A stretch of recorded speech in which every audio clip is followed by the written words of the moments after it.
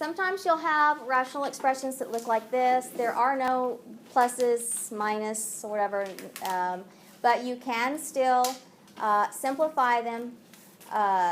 We would simplify these just like you did your long division. Remember on your long division, you started with that first term and you divided it by the x term in the divisor.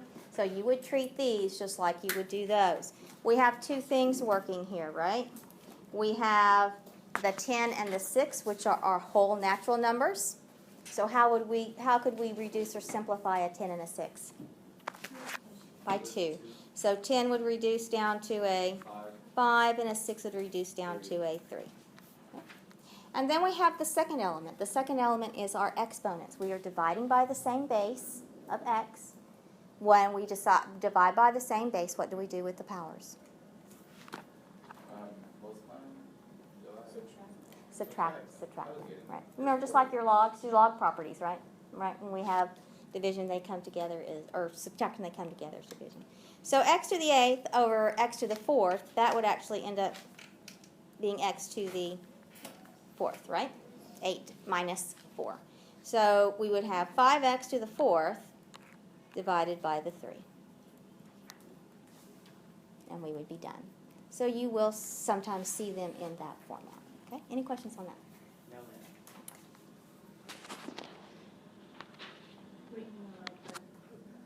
Oh, well, okay.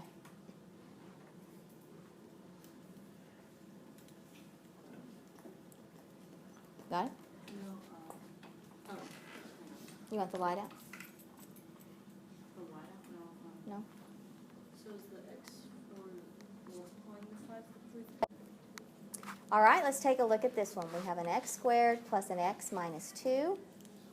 And we're going to divide that by an x squared plus a 2x minus a 3.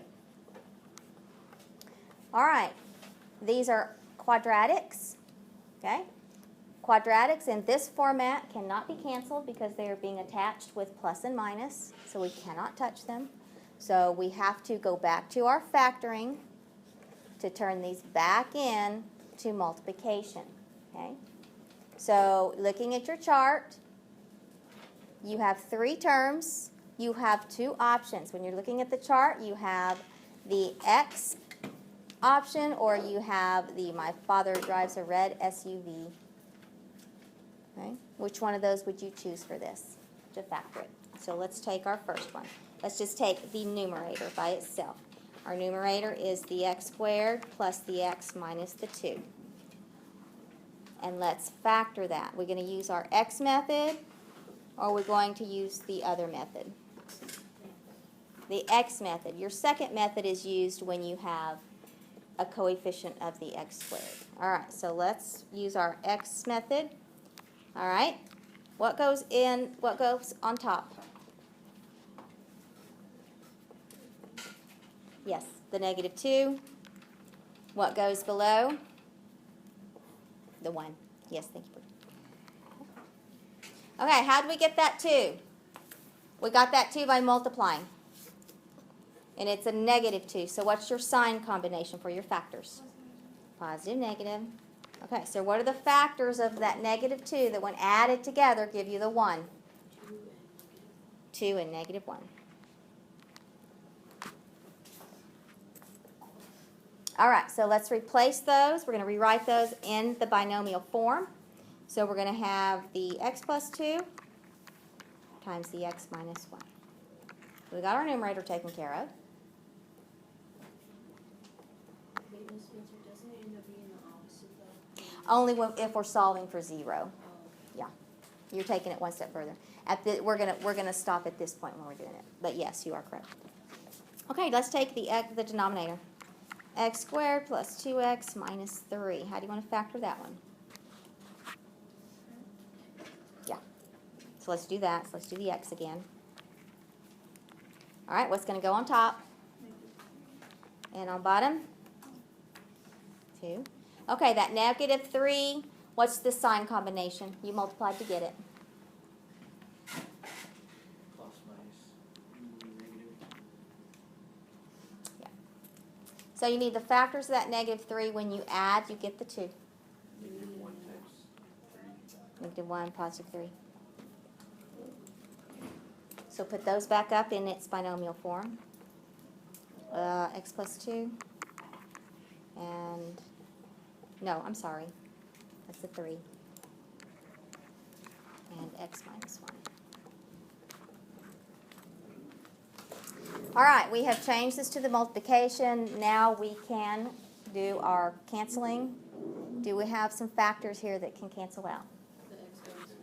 That x minus 1 can cancel out that x minus 1. Okay, that's your special 1 working there, right? What's that going to leave us with? X plus 3. So would the x's cancel out? Would the x's cancel on these? No? No, why? Oh, because they're being used to it. They're being added. Yeah, yes. Okay, good question. Yeah, don't be very careful. Remember now the multiplication has gone away, right? And now we're back to a plus. They're being brought together with that plus. You cannot touch them. Very good. Any questions on that? Okay, let's go back to your little. These are not quadratics, right? Because your x's have a power of 1. So you can see right away that you will not be taking out an x. So you want to focus on a number. Okay, so let's start with the 8x plus 12. What is a factor that we could take out of that one? 4. So we're going to take the 4 out. It'll be outside the parentheses. So what are you going to have left inside? 2x plus 3. Mm-hmm. Okay. So what do we do, guys? We change this from addition now to multiplication. You see what we're doing. That's why we do the factoring. Okay, what about the denominator? X plus 3. What did you take out? 4. 4 again. Yeah, this one works with 4.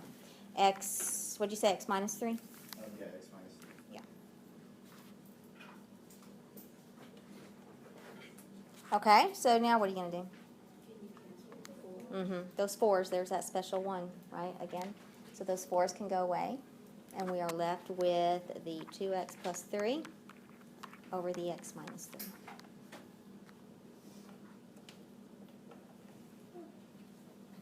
That's actually quite simple. I thought it was going to be much more complicated. Is that our final answer? Yeah. Can we do anything else with this? We can't because they're now, the multiplication is gone, right? Yeah. Well, there's a 2x.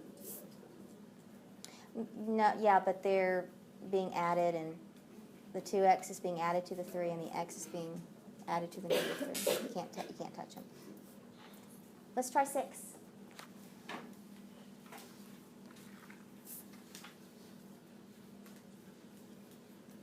We have an x plus 5. No common factors there, right? So we'll move it over unchanged.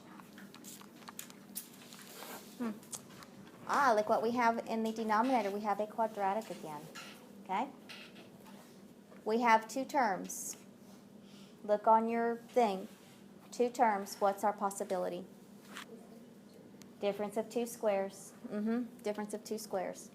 All right. Is that a possibility? Is x squared a perfect square? Yeah. Can you take the square root of x squared? Yes. What do you get? X. Okay. Is 25 a perfect square? Yes. All right. So that will work for us. So let's put our binomials in there instead of quadratic. The square root of x squared is x. So we'll put that in. That square root of 25 is 5. So that goes in. And what happens to the signs? 1's plus, 1's minus. Very good. 1 positive, 1 negative. Good job.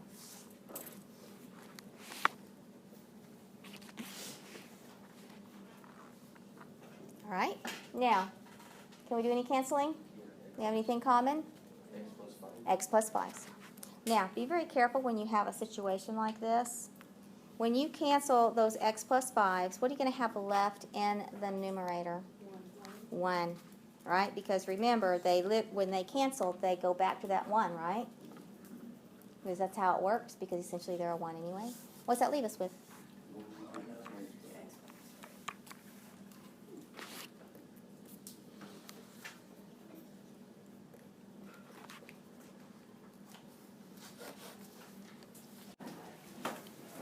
Let's do the x method over here. Okay, numerator. What's going to go on top? 14. 14 or it's going to go in the denominator. -5. Ooh, I hope we can do this. Okay. Yeah. -14, so that's, what's your sign combination? Positive, negative. Okay, so that's, well, that'll work. What factors of 14? 7 and 2. So which one's the positive, which one's the negative? Positive 2, -7. Okay, so x plus 2, x minus 7. All right, again, let's do the denominator. Let's do that up here. Okay, 12, where's it go? What goes below? What goes below? Okay, sign combination. Positive, positive. What's your two factors? Added together give you 8 for 12. 6 and 2. Ooh, I think we're going to get done. X plus 6 times x plus 2. Can we do anything? Cancel it. Yeah, we did. We can. So what are we left with?